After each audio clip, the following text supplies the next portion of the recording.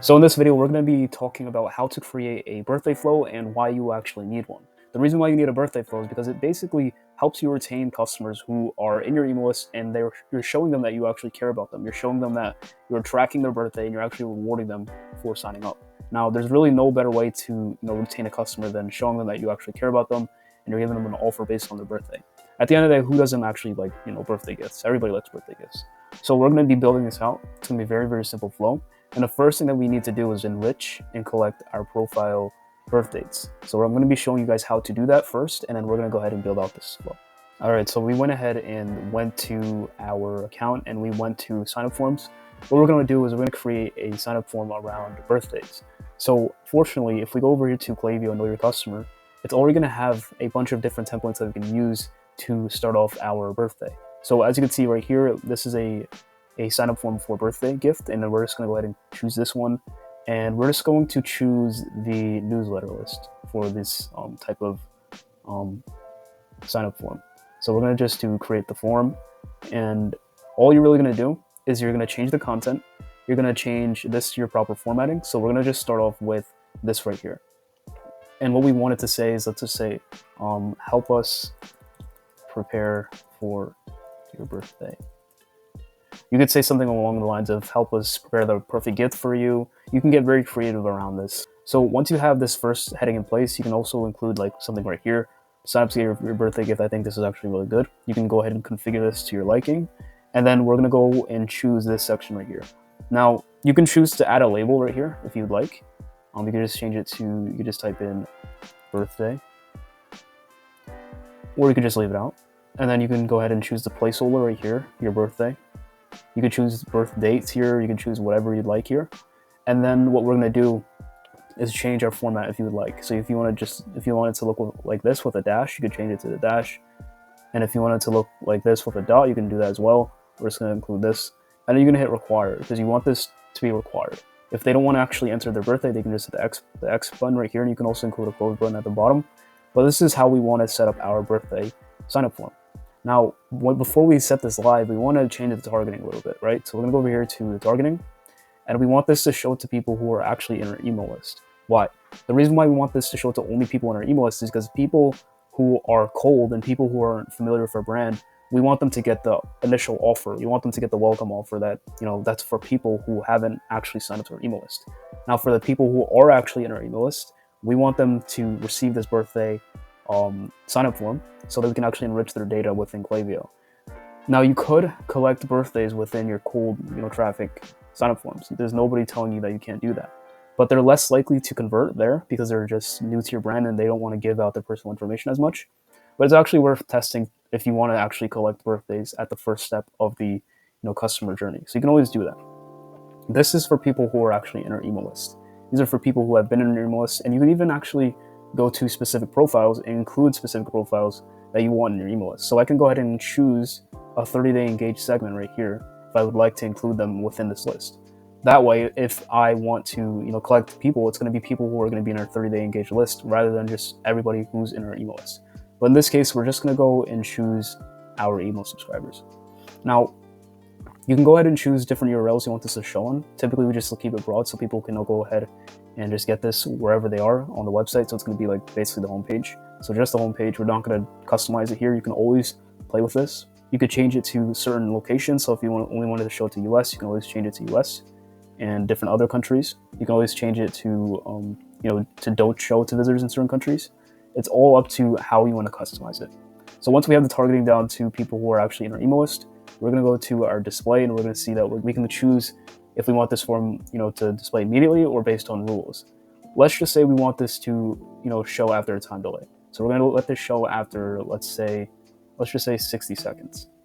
So after 60 seconds of, going onto our site, it's going to display, and we can choose a lead capture here. We're just not going to do that. For this one, we're going to keep it very simple.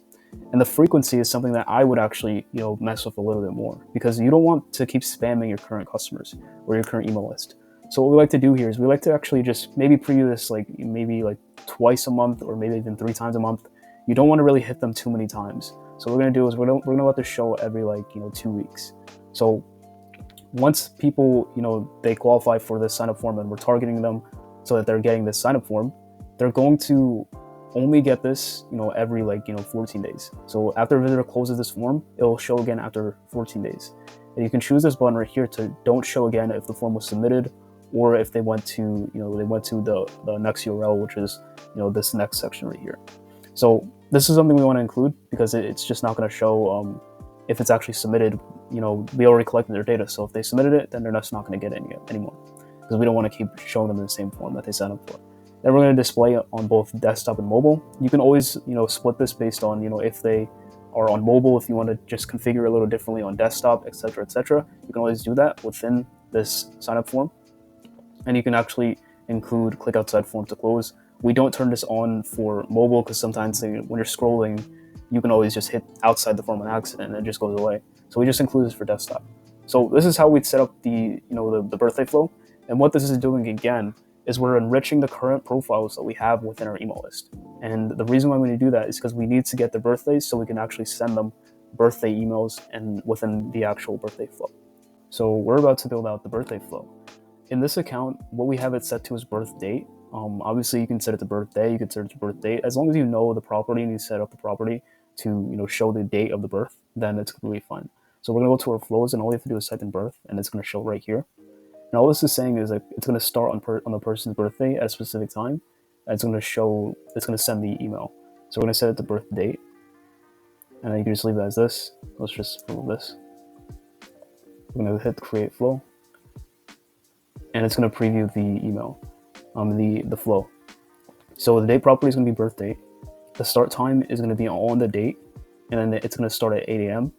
of the local time, and it's gonna start on whichever date it falls on. And this is gonna repeat yearly. So every single year it's gonna repeat. This whole entire flow is gonna repeat on the person's birthday. So it's gonna wait, and then as you can see right here, when you set up a flow to start before a specific date, a target date delay, it's automatically added. The target date property is birth date, and it's gonna send a message on this target date by adding a message step after the target date delay. So you can basically select the time of day that you want to send this email before it goes out. So we're just gonna leave it as this. Some examples of some congratulatory emails that you can actually use within these birthday flows. So this is a gift box email. As you can see right here, it's not about birthdays, but all we're doing within these birthday emails is just talking about the birthday. We want to congratulate them. We want to reward them with some type of offer. So as you can see in this email, we're basically talking about our gift boxes. So we're saying our secrets to save. These are some ways that we can save at Larkhorn Farm. And we're just talking about our gift boxes that they can use to gift to people, maybe even gift to themselves. And also we're going over different ways to save within this actual email. So for example, our best selling 4-pack of granola is 9% off. Our 6-pack gift boxes all ship free, so they can save on shipping. All we're really doing is basically talking about a bunch of different ways that they can gift and save. And you usually want to give an offer within these emails. So this is just an example of what we do within a birthday email. This is how we'd actually go ahead and build out the birthday flow. You can go ahead and you can add more to it. You can add an additional email. You can add another email. Typically, we like to do 3 emails within this flow. But if these are performing really, really well on a person's birthday, or let's just say that they don't convert at this email right here, we want to include another email, right? So we're going to include another email right here. If they don't convert here, we could set the time delay to, let's just say, 4 hours. And if they don't convert here, and we're seeing most of the people convert here, we're going to go ahead and be like, okay, so these people who aren't converting here are converting here, and there's obviously going to be like a drop off of people who convert in email 3. So we're going to go ahead and just keep adding to this flow until we see some type of drop off. And you don't want to add too many emails though. So I would say max within this flow, you want to add 4 different emails, and you want to basically be converting them as much as you can. So how that looks is, if people are converting here, then we want to apply the same principles that we have here in email 1, just to convert them at a higher level, because we don't want them to get email 1 and just not be converting. We want to troubleshoot the issue in email 1, and if email 2 is successful, we're going to take from email 2 and apply that to email 1. So that's how we create these birthday flows, and how we make them more higher converting, how we troubleshoot them if they're actually not performing. And these are just some examples of what we'd actually include within the birthday emails. If you are an e-commerce brand and you guys want something like this in place for your brand, feel free to reach out. Our website's mvlbmedia.com. We write the emails, we design the emails. We basically just do done-for-you email and SMS marketing.